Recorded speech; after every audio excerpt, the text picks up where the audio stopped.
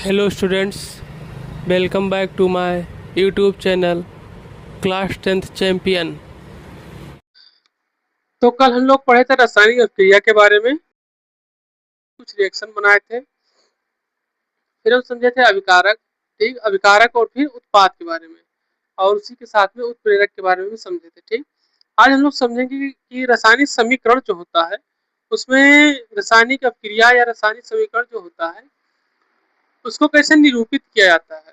ठीक है, उसका हम लोग क्या करेंगे, समझेंगे। ठीक है, तो चलिए हेडिंग डालिए, रासायनिक अभिक्रियाओं का निरूपण।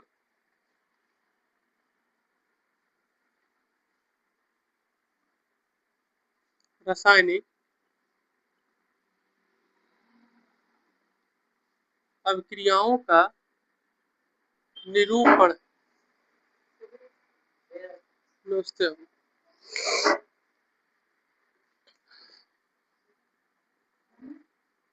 अभिक्रियाओं का निरूपण, इसमें हम ये चीज जानेंगे कि कौन कौन से साइंस है या कौन कौन से स्ट्रक्चर से रासायनिक क्रिया को निरूपित किया जाता है। इन सब चीजों के बारे में क्या करेंगे, समझेंगे। ठीक, अब जैसे सबसे पहले हम यहाँ पे जैसे कोई रिएक्शन शुरू करते हैं, मान लीजिए कोई रिएक्शन शुरू किया, मान लीजिए ए प्लस बी दिया गया है और हमारा जो उत्पाद बन रहा है वो सी प्लस डी बन रहा है।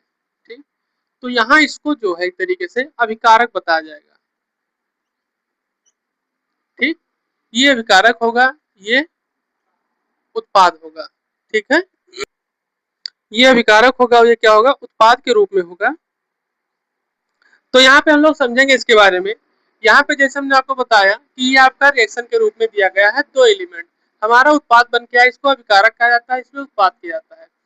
ये जो रिएक्शन का साइन लगा हुआ है, ठीक है, इस पे तीन चीजें समय के साथ परिवर्तित हुआ करती है। क्या क्या चीजें, ताप, ठीक है, और दाब और उत्प्रेरक। ठीक है, जैसे अगर हमें हाई टेम्परेचर कर देंगे तो हमारा जो रिएक्शन वाला होगा, ठीक है, अगर वो हाई टेम्परेचर पे हो रहा है तो उसको हाई टेम्परेचर किया जाएगा।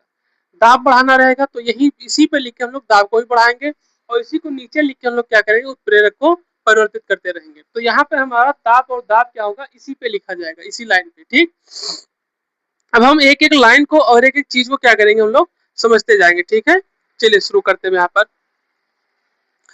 तो सबसे पहले हम लोग समझेंगे इसकी अवस्था के बारे में, जिसको बताया था भौतिक अवस्था। भौतिक अवस्था,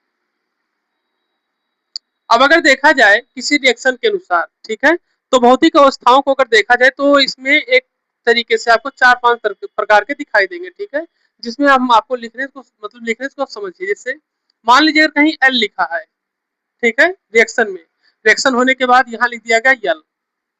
ठीक, रिएक्शन जो हमारा उत्पाद निकल के आया वहां लिख दिएगा मान लो एल, तो एल आपका क्या हो जाएगा, द्रव, यानी कि लिक्विड होगा।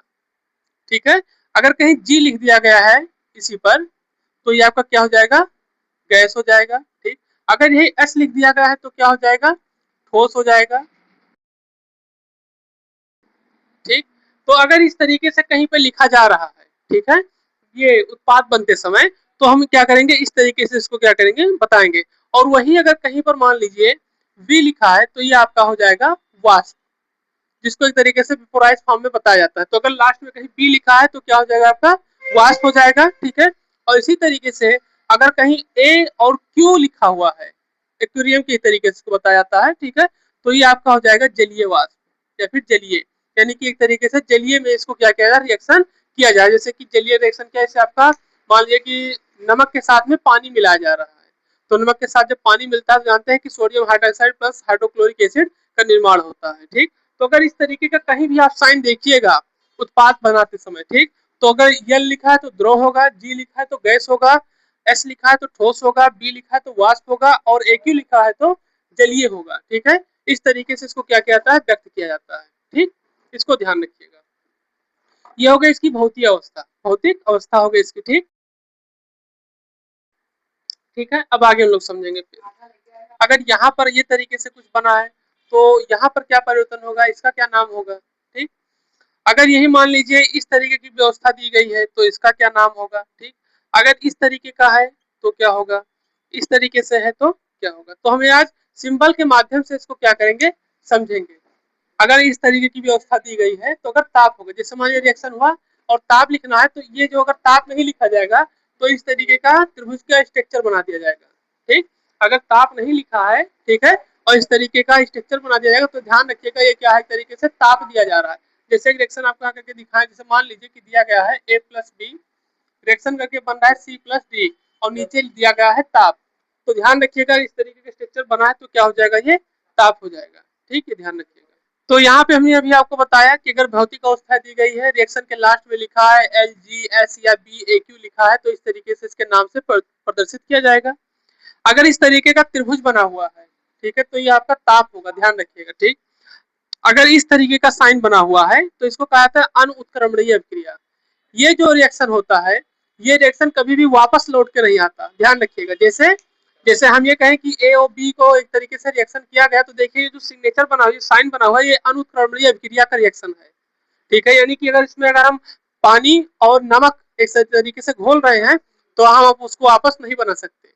जो रिएक्शन एक बार हो जाए अनुत्क्रमणीय अभिक्रिया में, वो कभी भी वापस नहीं बनेगा। जैसे अभी आप पेपर को जला दीजिए तो पेपर आप फिर से वापस पाए, वो कार्बन ही मिलेगा, उसका राख मिलेगी उसको। ठीक, तो ये सब एक तरीके से अनुत्क्रमणीय अभिक्रिया होती है। ऐसी अभिक्रिया जो फिर से वापस नहीं हो पाती उन्हें अनुत्क्रमणीय अभिक्रिया कहते हैं। तो यहाँ पर अनुत्क्रमणीय अभिक्रिया का प्रयोग किया गया है। अब उसी तरीके से देखिए दिया गया उत्क्रमणीय अभिक्रिया, तो आप समझ में आ रहा था कि उत्क्रमणीय अभिक्रिया होती क्या है। उत्क्रमणीय अभिक्रिया वही होती है जिसको वापस क्या किया जा सके, लाया जा सके। ठीक, जैसे अगर कोई ऐसा रिएक्शन हो, हाँ, जो कि एक बार रिएक्शन हो फिर उसके बाद भी उसको क्या किया जाए, वापस लाया जा सके। जैसे अभी आपको बताएं एक रिएक्शन ऐसा, अभी आप समझ जाएंगे। जैसे अगर आप कपूर को जलाएं तो आप कपूर को फिर से वापस ला सकते हैं। ठीक है, मोमबत्ती वापस नहीं आती।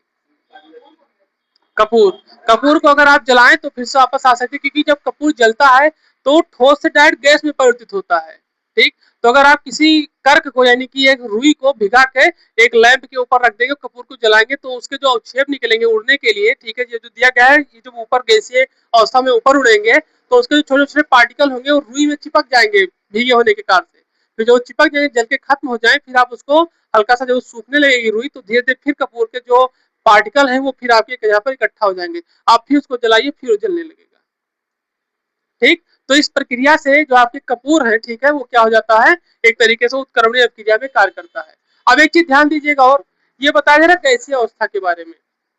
गैसियस क्या चीजें होती हैं इसके बारे में हम सब समझेंगे। हाँ, गैसियस उत्पाद का हम लोग क्या समझेंगे कि जब कोई रिएक्शन हो और उत्पाद बने तो उसमें कुछ ना कुछ गैसीय अवस्था में बाहर निकलने लगे। ठीक है, जैसे आपने देखा होगा जब खाना वाना बनने लगता है तो उसमें कुछ वाष्पीकृत होने लगते हैं। ठीक है, तो इस तरीके से गैसियस अवस्था को बताया जाता है। उसके बाद फिर बताया था अवक्षेप।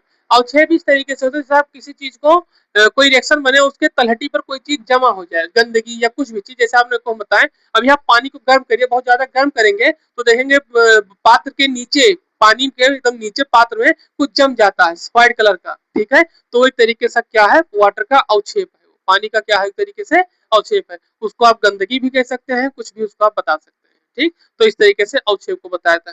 ये जितने साइन इसको आप याद रखिएगा, क्योंकि ये अगले जितने भी रिएक्शन होंगे उस सब में इसका प्रयोग किया जाएगा, ये ध्यान रखिएगा। जितने यहाँ पे साइन यहाँ पे दिए गए हैं ये सब आप हमेशा ध्यान रखिएगा, हमेशा ध्यान रखिएगा, क्योंकि ये आप high school, inter first year, inter final कुछ भी करेंगे तो वहाँ पे रिएक्शन के साइन आपको हमेशा देखने को मिलेंगे। ठीक है, तो इसको आप नोट कर लीजिए।